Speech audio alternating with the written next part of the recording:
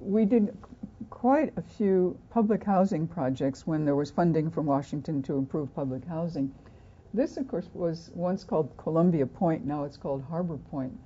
And this was a great competition for how to completely renovate that. Columbia Point was a drug dealer's heaven. It was badly built. There'd been settlement because the whole thing was a filled site. So we worked with the architects, Goody Clancy.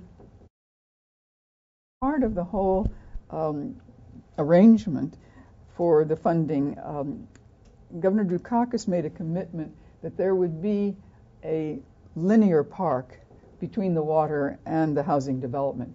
So when we finished with the housing development, we thought we were going to start on the linear park. And you can see on the left, I'm walking along. In those days, you really did need a bodyguard with you down there.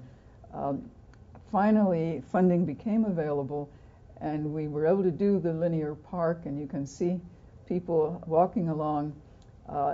This particular site links South Boston with the Kennedy Library, and there were racial issues, and making this community a really positive place meant that there could be linkage from South Boston all the way to the Kennedy Library, and you see many people using the waterfront park now. We, of course, like to use a lot of historic interpretation because people love it, and so there's a law that you must provide access to the water. That was a law that was enacted in since the 16th century because people wanted to go and dig clams for food.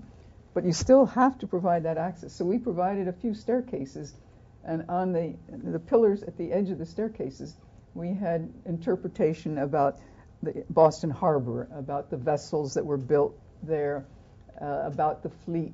And then there was a map of Boston Harbor that identifies some of the spots that